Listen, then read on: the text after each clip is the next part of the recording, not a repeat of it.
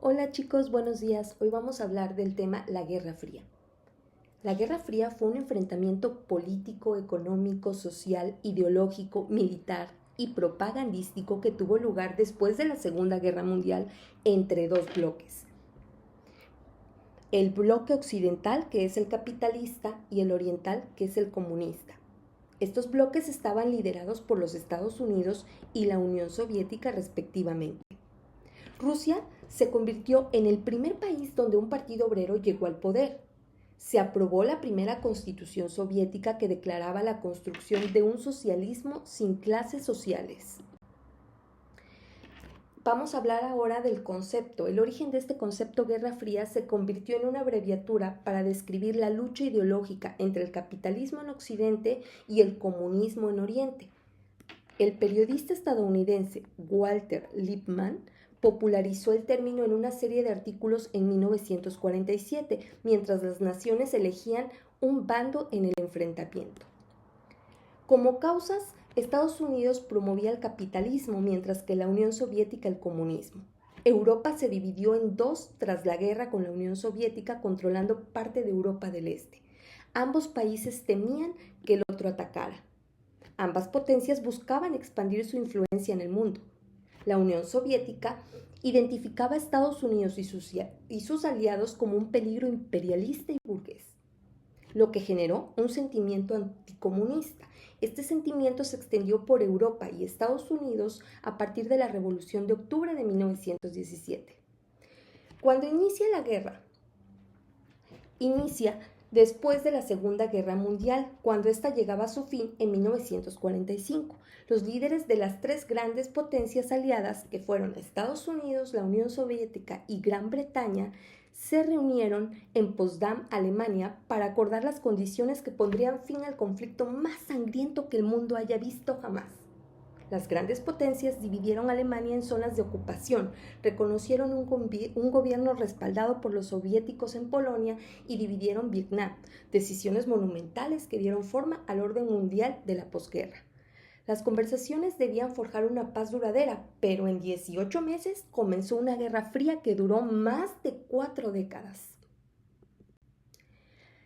En el desarrollo del conflicto, la URSS había soportado el mayor número de bajas militares y civiles de la guerra, imagínense, unos 24 millones, mientras lideraba enormes franjas de Europa del Este del control nazi. El líder soviético Joseph Stalin no estaba satisfecho con la división de Europa en la posguerra, que consideraba que no reflejaba de forma justa la contribución de su nación. Por tanto, en Estados Unidos, el diplomático George Kennan expuso la creciente desconfianza de la Unión Soviética en el Telegram Largo de 1946, como se conoce ahora.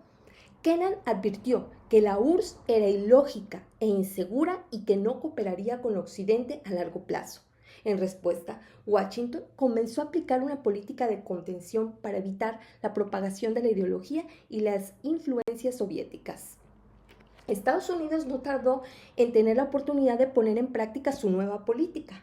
Es así como el 5 de junio de 1947 George Marshall anunció el Programa de Recuperación Europeo para ayudar a reconstruir las bases políticas y económicas de los países europeos afectados por la Segunda Guerra Mundial, a fin de detener el avance de los países comunistas.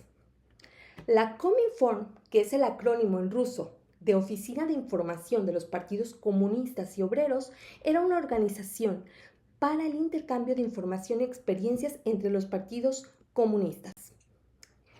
En 1948, la URSS apoyó un golpe de Estado comunista en Checoslovaquia y lanzó un bloqueo de Berlín Occidental, que había sido dividido en zonas de ocupación controladas por los comunistas en el este y los capitalistas en el oeste. Para demostrar un frente unido, Estados Unidos y sus aliados formaron una alianza transatlántica de defensa mutua conocida como la Organización del Tratado del Atlántico Norte o OTAN.